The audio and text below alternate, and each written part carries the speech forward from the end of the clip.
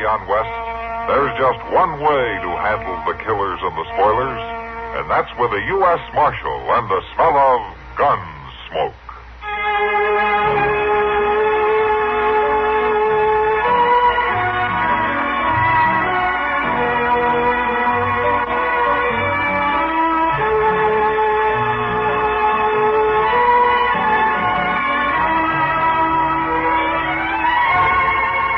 Gunsmoke, starring William Conrad, the story of the violence that moved west with young America, and the story of a man who moved with it. I'm that man, Matt Dillon, United States Marshal. The first man they look for and the last they want to meet. It's a chancy job, and it makes a man watchful and a little lonely.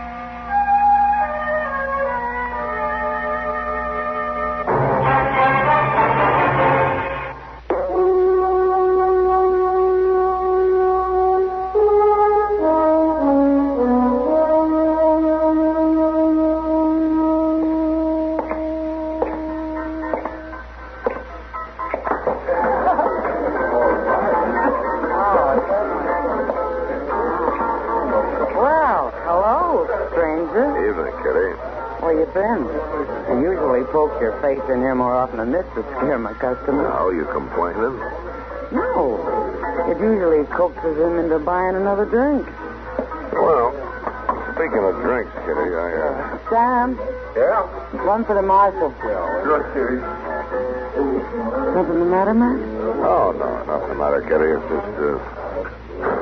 just one of those nights, you know. No trouble? No trouble. No, nothing.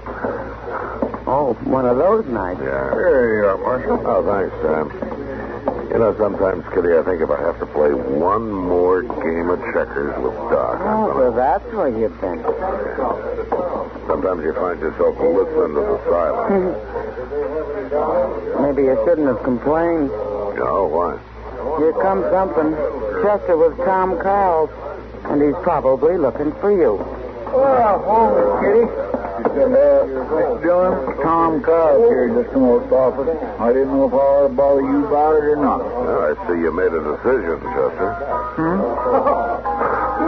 Never mind. Yes, sir. Well, anyways, why don't you just tell him what you've seen, Tom? Well, Marshal, I don't really know what it was, but, well, it was down there in the willows, thrashing around like maybe it was some kind of an animal or something. Well, I got to thinking maybe it was an engine or a road agent or something. Now, wait a minute, Tom. Where was this? Well, down by the river, right under the bank. And what exactly did you see? Now, it was too dark to see, really, but I could hear it thrashing around, making a kind of a moaning sound. The way them willows was bending and waving around, I knew it must be pretty big. Why didn't you go in and look? Now, how'd we know what it might be? It was dark. We?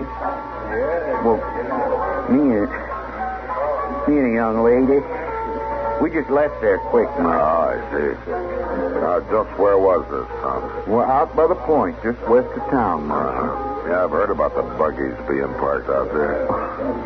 Tom, you sure that this wasn't your imagination? Oh, no, sir. There was something there. I know that. An animal, maybe, or engine. That's why I thought I ought to come and tell you.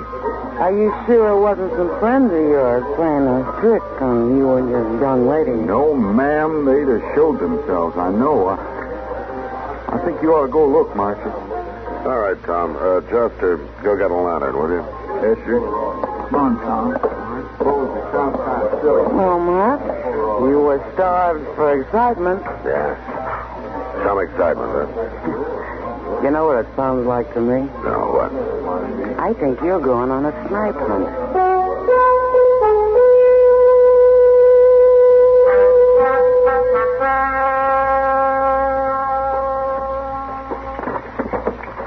Over this way, Marshal. Come on, Doc. It's a fine thing to get a man out of bed for. And he said there was a moaning sound. You might be needed.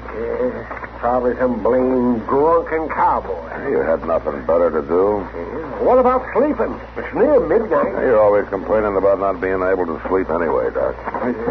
Right down there, Marshal.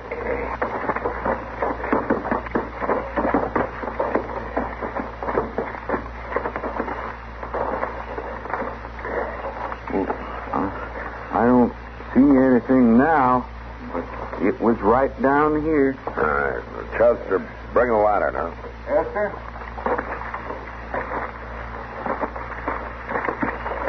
Where we're going to get wet feet. And you can catch his death on a night like this. Over here, Chester.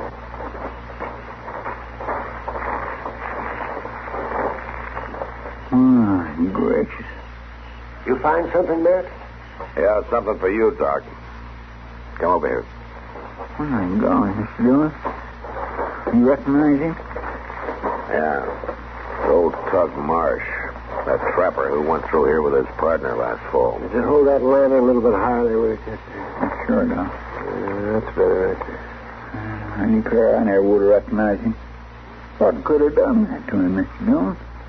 Some big animal of some kind, a bear maybe, or a wolf. This close to town? That's possible. Oh, Doc, what about him? Well, he's alive. That's about all I can say. There's one thing, though, Matt. These wounds are crusted. Oh, what do you mean? I mean he didn't get them tonight. Or even today. This happened 3-4 days ago. Maybe more. But then I don't see how... He's come a long way since then. Look at his knees there. And his hands. You see that? He's crawled for miles. With wounds like that? Half naked and half dead? He was half dead when he started, man. He's a lot more than that now. He's hanging on by a thread. We'd better get him to my office.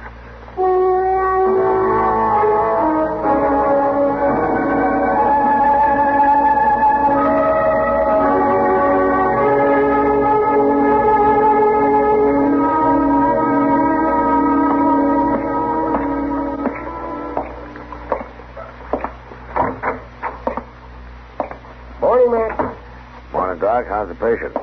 Well, I don't know how, but he's alive. And not just alive, but kicking, too. Oh? Hey, Doc, I'm hungry. See what I mean, Matt? You saw how he was not 12 hours ago. Who'd have believed it? Yeah. Can I talk to him? Why not? I can't keep him quiet anyway. Hello, Tug. Howdy, Marshal. Why don't you make that dang doctor give me something to eat? I'm making you some soup. Now shut up. Soup? I ain't eaten in a week, and he gives me dishwater. You couldn't keep anything else down, and you need nourishment. Oh, dang it, if I could just get out of this darn bed. Take it easy, Tug. You've been through an awful lot. You're telling me what I've been through? Now, I'm asking you. You want to tell me about it? It ain't no affair of the law. Maybe not. I just happen to be curious. Well, if you had any brains, you could see. I tangled with a bear, that's all. When was this and where? Oh, maybe 6-7 days. Down the nations, out toward the Cimarron. Here you go. Now, you eat this, Tug. There, dishwater. It's good for you. You need something warm in you. Hey, Doc, you ain't told me. You think you can fix me up? There's nothing to fix up. The scar tissue's already forming. I ain't going to be so pretty, huh?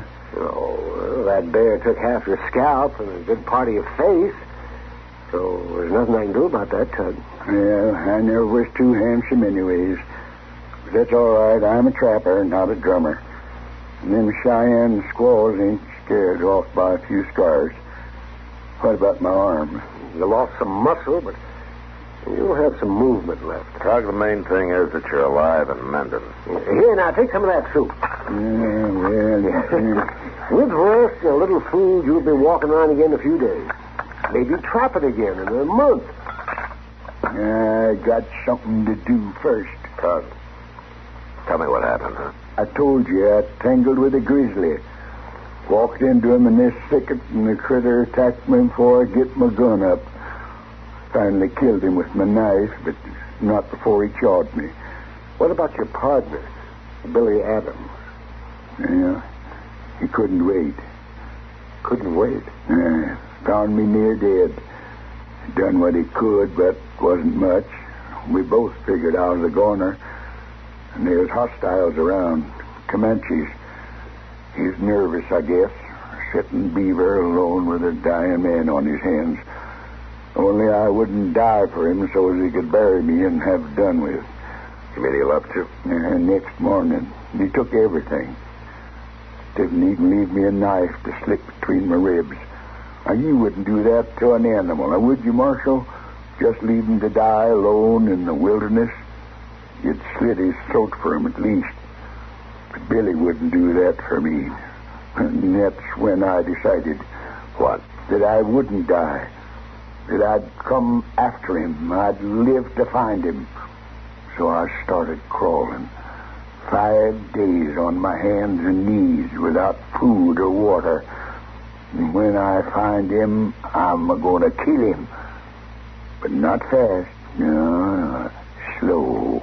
Real slow. Well, I can't say I blame you much, Tug. But there is one thing I'm thankful for. What's that? Billy Adams isn't in Dodge. I'd hate to have to arrest you for murder. Then as long as I'm here, you better see he stays away.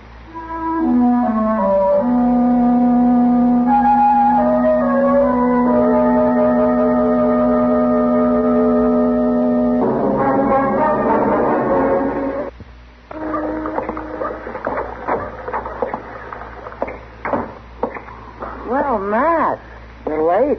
The food's getting cold. Oh, sorry, Kitty. No, Doc. Yeah, Matt. Sit down. Yeah. The hash is actually edible today. That's good. How's your patient these days, Doc? You mean a star boarder, don't you? Yeah, well, I guess he's been around here long enough to be called that.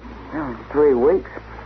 He isn't even about to leave. Is he still complaining of his aches and pains, Doc? No, it doesn't even bother now. He's just enjoying himself. At Doc's expense. Matt even bought him clothes. Well, he didn't have anything left, Kitty. I've seen him walking around town a couple of times, Doc. He seems almost back to normal. Well, yes. Considering everything, though, it has been a miraculous recovery. You know, I'm kind of surprised he doesn't want to be getting on about his business. Well, the truth is, he does. He's staying here on my orders. Oh, medical reasons, or are you trying to slow him down? Well, if I can help to keep him out of trouble, why not? You've kind of taken a liking to the old coot yourself. Haven't you, man? Yeah, I'm afraid I have, Doc. What kind of trouble are you talking about, Doc? The kind a man gets into when he's bitter about something. You mean Billy Adams? Yeah. Maybe we could keep Tug here long enough he could cool down, Kitty, but I don't know how long Doc can afford the expense. Dillon? Yeah, what is it, Chester? You know who just rode into town? He's down at Moss Grimmick's right now. Oh, who? Billy Adams. Good, just goes to show you I'm not as smart as I thought. I should have sent Tug packing. It's Billy Adams who's going to be sent packing, Doc. And right now.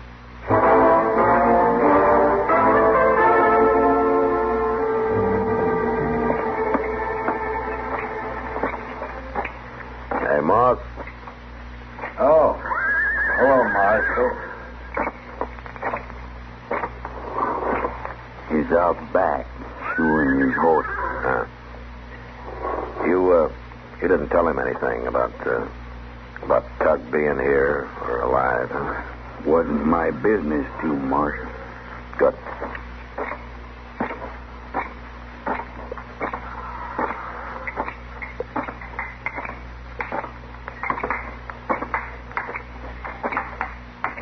Billy? Oh, Marshal. What are you doing here in Dodge, Billy? Oh, just passing through. Shoeing a horse, buying supplies, and going on west back to the mountains. Why, Marshal? Well, last time he went through here, you had a partner, Billy. What happened to him? Oh. I didn't know anybody in Dodge heard about that. Somebody from Pueblo come through and told the story, huh? Suppose you tell it to me, huh? Well, just the way you heard, Marshal. Powerful sad thing. Tug got killed by a bear. He got caught in a thicket with a big grizzly. Killed Tug outright, did it? No, he lasted till next day. Oh, nothing I could do for him, though. He was clawed so bad. Oh. So you buried him, huh? Oh, that's it, huh? Somebody found the body. You know, I felt bad about that, Marshal. I didn't have time to bury him. There was Comanches snuffing around, and I had to get out of there quick without no fuss or no noise. So I left him in that thicket. I figured he'd be just as safe there as in a shallow grave, what was left to him. Besides, Tug, he didn't put much stock in ceremony. You made just one mistake, Billy. What? You should have made sure he was dead. What do you mean, Marshal? He's alive. Right here in Dodge. He is? Oh, I'm right glad to hear that. Oh, I really am. I'm not so sure you will be, Billy. Maybe Tug didn't put much stock in ceremony, but he's sure looking for you. Yeah, I guess he would be. And my advice to you is to get on that horse and ride. Oh, no, I couldn't do that, Marshal. Why not? Well, I got to see him. I got to explain. Look, Billy, I don't care about you, but I don't want to see Tug up for murder. Or see him shot down and no, Marshal, it wouldn't be like that. I think maybe it would. And I'm telling you to get out of town now. All right, Marshal. I'll oblige you. I'll camp just outside town, just west. You tell Tug that, huh? You tell him I'll be waiting right there for him. No. Well, there's things we got to talk about, Marshal. There's money I owe him for his split of the furs and all. I'll tell him nothing, Billy. Listen, Marshal. We was partners, Tug and me. And friends, even if he was a lot older than me. Now, I guess this here is something that's got to be settled between us, one way or the other. I'll be waiting.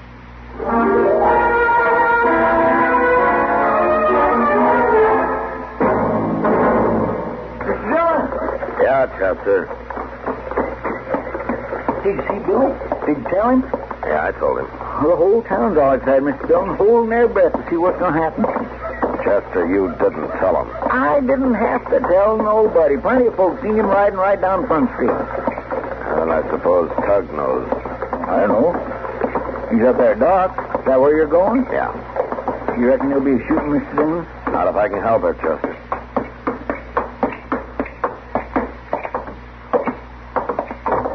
Now, wait a minute. Now, you let go of me. Now, run away. No.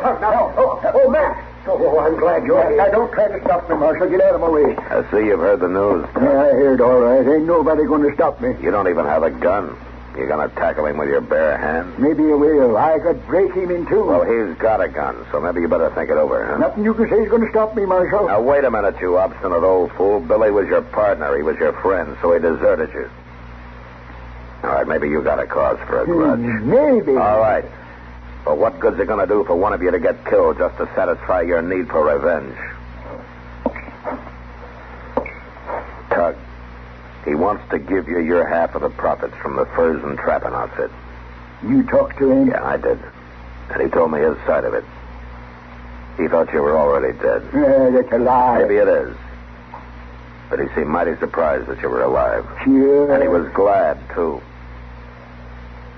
Glad? I bet. It's true. And he wouldn't take my advice to run away.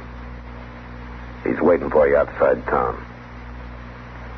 He told me to tell you that he wants to see you, Tug. Yeah. I'll see him all right as soon as I get me a gun. Tug, isn't there anything I can say that'll stop Ain't you? none of your business, Marshal.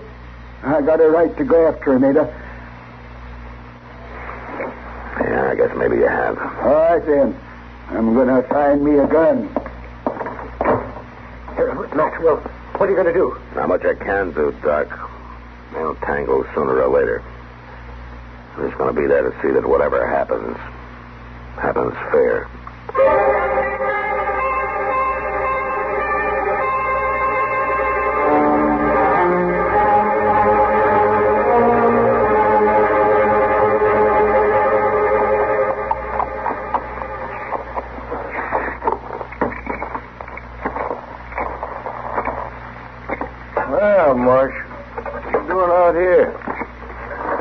warn you, Billy. Tug's on his way. Yeah. Well, sit down, have some coffee. Are you cooking? Oh, I might as well. I take it you're going to stay for the show. What are you planning on doing, Billy? Well, you'll see, Marshal. I don't think it's none of your business. Look, Billy, there's still time. Why don't you get on that horse and go? It's going to save an awful lot of trouble for everybody. You don't know Tug real good, do you, Marshal? He'd only get madder if I run. He'd just keep hunting until he found me again. Besides what? Well, I guess he's got a right to... He's got a right to hold a hate for me. I done a wrong thing. Leave him like that. Billy. You really didn't think he was dead, did you? No, but I thought it was just a matter of minutes, and there was minutes might have meant I'd be dead, too. And I guess it was wrong of me to think of saving my own life. Well, at least that was a human mistake to me. I'm just glad now I didn't go ahead and do what I almost did, what I thought I should have done. What do you mean? Well, you know what you do for any dying animal. Took out my knife. I held it up to his throat. I couldn't bring myself to it, and I'm glad now. Yeah. In a way, me being a coward that way, that saved his life, and I'm glad of that. He done a lot for me, Marshal. He was like a father, Tug. He taught me all I know. How could you go up and leave him, Billy? Maybe I just couldn't stay and see him die. I don't know it. Well, he's out there. What? Where? You sure? Oh. Marshal, him and me living the way we do, we hear things, we see things that town folks miss there. Don't you worry now. It'll come out the way you want. What do you mean? Well, I can't fight him, Marshal. But I'll make it look all right so you won't have to arrest him. Now, wait a minute, Billy. Tug? Come on in. Coffee's hot.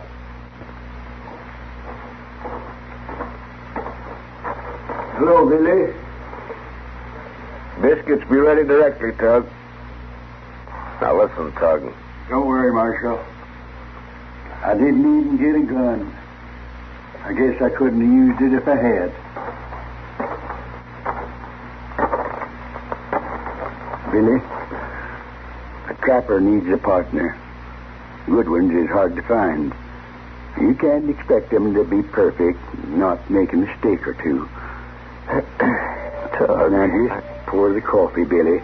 Plenty of time for talk later. Oh, sure, Tug, sure. Won't you have some coffee, Marshal? I don't mind if I do.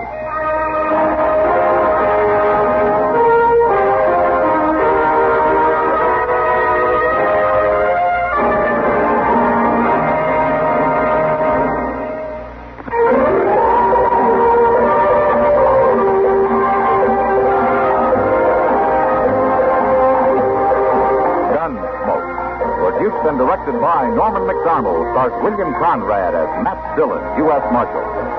The story was specially written for Gunsmoke by John Dunkel, with editorial supervision by John Meston. Featured in the cast were Ralph Moody, Lawrence Dobkin, and Vic Perrin. Parley Baer as Chester, Howard McNear as Doc, and Georgia Ellis as Kitty. Our thanks to TV Radio Mirror and to you, our listening audience, for selecting Gunsmoke as the best dramatic program on radio for the 5th consecutive year. The results of this annual poll appear in the current issue of TV Radio Mirror. This is George Walsh inviting you to join us again next week for another story on Gunsmoke. This is the CBS Radio Network And KNX Radio.